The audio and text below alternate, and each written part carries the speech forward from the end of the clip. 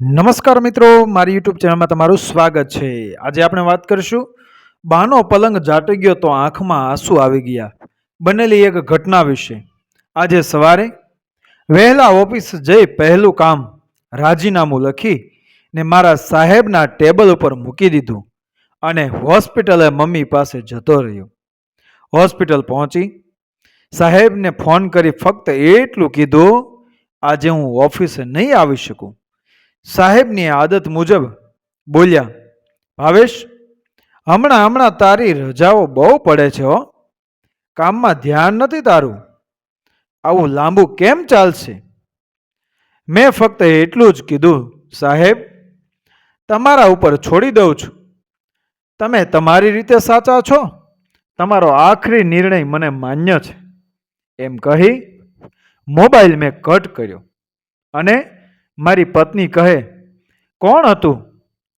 સાહેબ, મેં કીધું, આ તું જોવે છે, રોજ રોજ મમ્મીની તબિયત બગડતી જાય છે, ડોક્ટરે હાથ અદ્ધર કરી દીધા છે, મારાથી તો હાથ અદ્ધર ના થાય।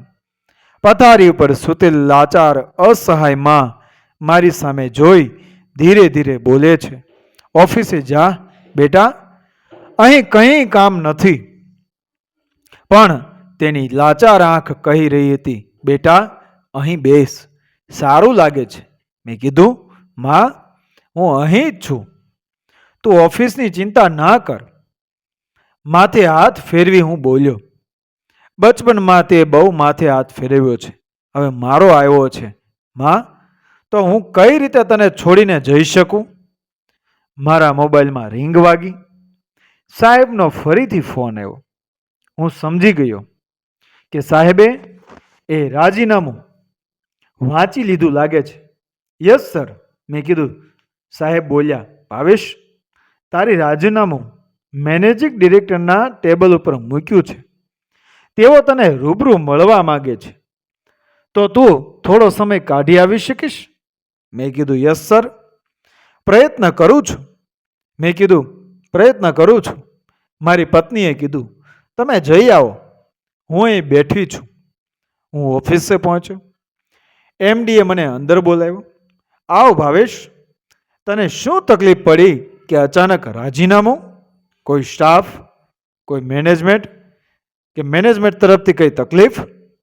તને ખબર છે, હું જનરલી રાજીનામું સ્વીકારી લઉં છું, પણ તું અહીં 20 વર્ષથી એક નિષ્ઠા, વફાદારીથી કામ કરે છે, તો મારી પણ ફરજ બને છે કે હું રાજીનામું પાસ કરતા પહેલા તારી લાગણી અને તારી તકલીફ સમજી લઉં। સર, પહેલા તો દિલથી તમને વંદન। એક ઉચ્ચ જગ્યાએ બેસીને પણ આપ આવી નમ્રતાથી વાત કરી શકો છો। હું સમજુ છું, જે કંપનીએ મને માન સન્માન આપેલ છે તેની પ્રત્યે પણ મારી ફરજ છે, પણ સર, આજે મારી માં હોસ્પિટલમાં છેલ્લા દિવસો ગણી રહી છે, ડોક્ટરે આશા છોડી દીધી છે અને કેટલા દિવસ કાઢશે એ ખબર નથી।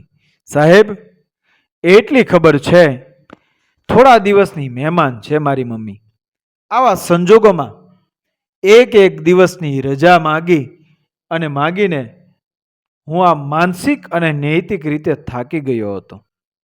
ન તો હું ઘરની ફરજ બજાવી શકતો અને ન તો ઓફિસની। પિતાજી છે નહીં અને આ મારો નાનો પરિવારના ફાયદા સામે આ પણ એક વીક પોઈન્ટ છે। અત્યારે હોસ્પિટલની જવાબદારી એ એકલા મારા માથે છે।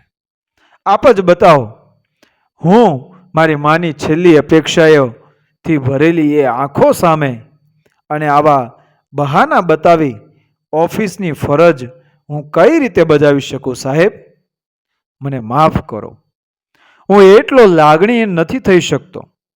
નોકરી તો હું બીજી ગોતી લઈશ, પણ આ જે મારી માં છે એના પ્રેમનો બદલો આપવા તો હું સક્ષમ નથી। પણ તેની છેલ્લી ક્ષણમાં થોડો તેને સમય જો હું આપી શકીશ તો હું મારી જાતને ધન્ય ગણીશ, નહીંતર આખી જિંદગી હું મારી જાતને કદી માફ નહીં કરી શકું। ત્યારે એમડી મારી લાગણી ભરેલા શબ્દો છે એ શાંતિ સાંભળતા હતા. ત્યાં જ હોસ્પિટલેથી પત્નીનો મોબાઈલ આવ્યો, ફોન આવ્યો. મમ્મીની તબિયત વધારે બગડી છે અને મમ્મી તમને બહુ યાદ કરે છે. તમે ઝડપથી જલ્દી આવો અહીંયા હોસ્પિટલે. ત્યારે એમડી સમજી ગયા. ચિંતા ના કર, હું તારી સાથે આવું છું. અને અમે બધા હોસ્પિટલ પહોંચ્યા. ડોક્ટરોની દોડાદોડી વચ્ચે અમે આઈસીયુમાં પહોંચ્યા. મમ્મી મારી જ રાહ જોતી હોય તેમ લાગ્યું. બોલવાની તાકાત ન હતી. હું બાજુમાં ગયો. તે અંતિમ ક્ષણમાં પણ પોતાની છેલ્લી તાકાત વાપરી બેઠી થઈ અને મને ભેટી અને મારા ખભા ઉપર તેને છેલ્લા શ્વાસ છોડી દીધા. આ દ્રશ્ય જોઈ હોસ્પિટલના આઈસીયુનો સ્ટાફની પણ આંખો ભીની થઈ ગઈ. મારાથી બોલાઈ ગયું. માનો પ્રેમ સમજવા માટે કેટલી એ જિંદગી ઓછી પડે. એ મારા એમડીની આંખ પણ ભીની થઈ ગઈ. એ બોલ્યા, ભાવેશ, તું મહાન નહીં પણ ખૂબ જ નસીબદાર પણ છે. મને પણ ખબર હતી કે મારી માં છેલ્લા દિવસોની મહેમાન છે. હું કંપનીનો માલિક હોવા છતાં પણ હું તારા જેવી હિંમત ના કરી શક્યો. કદાચ મેં હિંમત કરી હોત તો એ મારી માં પણ તેનો ભાર મારા ખભા ઉપર એ હળવો કરી શકી હોત. ખેર, નસીબની વાત છે. રજાઓની ચિંતા કરતો નહીં. બધી ક્રિયાકાંડ કરી અને તું શાંતિથી ઓફિસ જોઈન્ટ કરી દેજે. એમ કહી કામકાજ હોય તો કહેજે સાહેબ, કહેજે સાહેબ મારી માએ મારા ખભાએ જીવ છોડ્યો છે, તે તૃપ્ત થઈ ગઈ છે. કોઈ ક્રિયાકાંડ કે બેસણાની જરૂર નથી. જે લોકોની લાગણી હતી તે હોસ્પિટલે મળી ગયા. હવે ફોટા પાસે રડી કે હાથ જોડી એ કોઈ ફાયદો નથી. સાહેબ, આ હોસ્પિટલની ડ્યુટી આજે મારી અહીં પૂરી થઈ છે. રજાની જરૂર એ સ્વજનોને જીવતા હોય ત્યારે જ હોય છે. હવે રજાઓ પાડવાનો મારો કોઈ મતલબ નથી. હું કાલથી ડ્યુટી જોઈન્ટ કરું છું. મિત્રો, વિડીયો પસંદ આવ્યો હોય તો મારી ચેનલને સબસ્ક્રાઈબ કરો, ફોલો કરો અને તમારા સભી જે બધા મિત્રો હોય એને શેર કરો. મળીએ આવા જ વિડીયો અને પ્રેરણાદાયક વાર્તાઓ અને ઘટનાઓ સાથે આગળના વિડીયોમાં. બન્યા રહો મારી ચેનલ સાથે. મળીશું અવનવા વિડીયો અને અવનવી ઘટનાઓ સાથે. બન્યા રહો મારી ચેનલ સાથે, DR ગુજરાતી સ્ટોરી સાથે. જય શ્રી કૃષ્ણ, રાધે રાધે, જય શ્રી રામ.